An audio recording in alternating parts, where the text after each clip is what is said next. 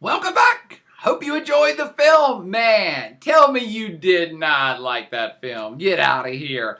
Hopefully you now understood why I wanted you to watch it on the big screen as well, and for you to watch those closing credits. Because if you haven't picked this up already, this was a 100% true story. Bam! How crazy is that? Yeah. Maybe I should have prepped you for that up front, but I like that little surprise ending. Now, I know a lot of hokey Hollywood films always say, based on a true story. No. This wasn't based on a true story. This is a true story. The names, the places, the corruption, the cops, the whole 9 yards, fully documented, real story. And that's why I wanted you to watch that video in the closing credits, because that was a real video made at the time back in the 80s of the real knockout Ned, who was being filmed by a TV crew after one of his many arrests during this huge drug cartel, local mafia gang war that was happening. This was all real. Craziness. Wow. I mean, crazy, violent, filled with guns, kids running around with guns. Is that realistic? Yep, it is in favelas. It was back then. It still is today. Very high crime rate and violent crime and territorial clashes because, as I pointed out before the film, that these favelas don't really have a legitimate policing and things of that nature, so it becomes local strongmen who end up controlling it. And I mean, really, even kids running around with guns? Yeah, this is one of the most militarized societies on planet Earth outside of the United States in terms of people with guns. And I've even read stuff about how weapons manufacturers send new guns to Rio and the favelas in order to basically test market them to see how they work in real life scenarios.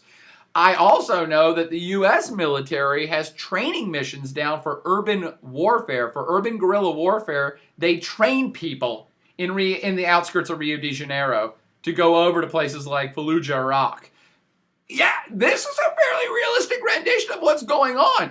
And the thing that kills me is I think the acting was so real and so gritty. I mean, did you see that one part where the little kid got shot in the foot? I think they really shot the little bastard. How would you get such a reaction out of a little kid? Well, here's one way they did. It's maybe they really shot him. I don't think so. But most of the folks you saw in the film were also residents of the City of God.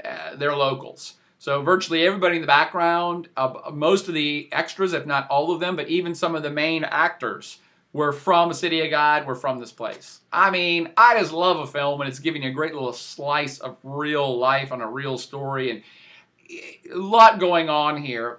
This favela now is so famous because back in 2002, 2003, when this thing came out, it won a whole bunch of awards. It probably should have won Best Foreign Picture in America. I'm not sure why it didn't. But it's so famous now. It was originally a book. A guy who grew up in City of God wrote a novel based on all of this, and then that novel got turned into this movie you just now saw, and now this place is so famous worldwide that you can go there as a tourist. So when you go to Rio, you can go on a City of God tour, and the tour people who take you there will be armed because everybody else will be too. It's so famous, even U.S. President Barack Obama visited there. And look at all the armed people around him. But let's get back to some serious themes of the film, since this is an educational process.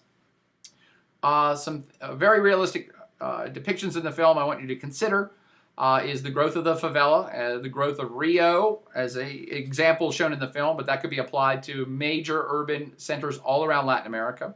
The growth of drug-related culture, the growth of drug-related crime, the growth of criminal syndicates that based on local territorialism within favelas, starting out as gang warfare, and when one gang starts to win, they control a bigger area. You get big enough, that's a mafia.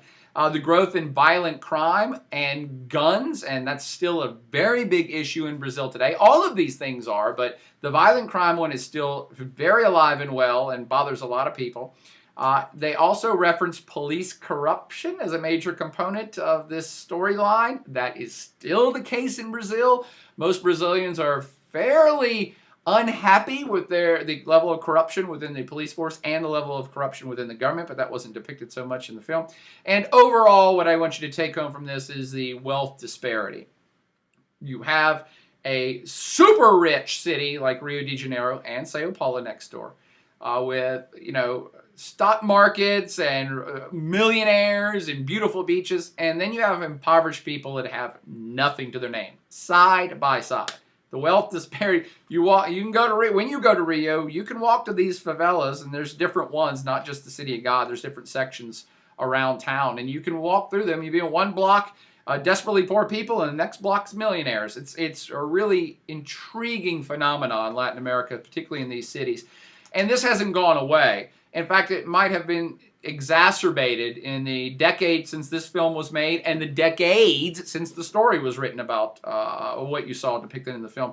Because, as I pointed out, Brazil is a growing country. It's been getting richer. It actually has overall gotten wealthier. They have had a growing middle class, and that's one of the greatest things that any society can do is not just have an increasing number of millionaires, but a growing burgeoning middle class, which Brazil has. But despite that, you still have millions and possibly tens of millions in what we would consider absolute utter poverty. So that wealth disparity, government police corruption, the increase of very violent crime, and the overall lack of development of infrastructure and roads and electrical grids, along with educational systems and healthcare, is really the reason behind, and now we're going to get up to modern events. All of that together is the reason that you may have heard about these ongoing protests in Brazil's major cities, Rio de Janeiro, since 2013. And they started in Rio de Janeiro in 2013, and they still are kind of ongoing rolling protest, mostly in the big cities, that back in 2013 was actually sparked by a rise in bus fares. What? Yeah, they were going to raise bus fares in Rio from like a dime to 20 cents. And I'm just making numbers up, but it doesn't matter. It seems like an insignificant amount to us outsiders. But when they raised the bus rates, basically doubled the bus rates, people were outraged. Why were they outraged? Because in 2013, the Brazilian government was spending billions and billions of dollars to build soccer stadiums for the World Cup. And now they're spending billions and billions of dollars to prepare for the Olympics. And millions of Brazilians were saying, WTF, are you kidding me? You're spending all this money on all of these things we don't need, and we don't have good basic education and good basic healthcare, and you're raising the bus rates. And people just got furious and started to protest. And again, this is still kind of happening, and I bet it's probably going to keep happening throughout the entire Olympics run until the next Olympics is over. And this has been such a big deal in Brazil. And again, you have hundreds of thousands or millions of people coming out to do street protests or shut parts of the city down in order to force the government to act and to do something. And by the way, the government has had to. It even affected the 2014 presidential election in Brazil. I mean, current President Dilma Rousseff was running for her second term, and she still won, but with a lot more difficulty than anyone would have predicted prior to the protest starting in 2013. Up to that point, everybody's like, oh, well, Brazil's growing, and they're getting richer, and everything's fine. We're going to have the Olympics, and it's great. And all of a sudden, it's like, your economy's not growing as fast, and you still have millions of people who are impoverished, and you need to fix this other stuff, not build soccer stadiums. So the wealth disparity, lack of basic infrastructures for a lot of people, especially education, high crime, which is still a big deal. When you go visit the beautiful beaches of Rio, be expected to be mugged at some point. I mean, it's so common, everybody's just like, I got mugged. It's a big deal when you get mugged in America, but there it's like, well, yeah, you kind of have to expect it. All that with endemic corruption with the police and within the government are still huge issues in this awesome, awesome state. Brazil is awesome. Rio is awesome. I'm not trying to scare you away from going there. Fantastic city. I partied hard there. You got to go see the big Jesus on the mountain and all that stuff.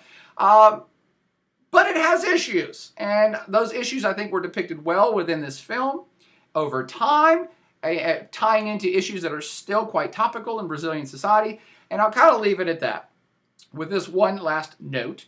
for you film buffs or military or gun enthusiasts, you should probably buy a copy of this film or download it or whatever the folks are doing nowadays, but find the special features, because I don't often watch special features or tout them, but the special features on the DVD set that I got for this film are fantastic, because it's like documentaries about gun violence and about military training and about corruption and about a whole host of other things that are topical to the film. It's like a little lesson plan all in one right there on the special features. So if you want to learn more about the real core, real life issues that this film depicted, then go watch the special features.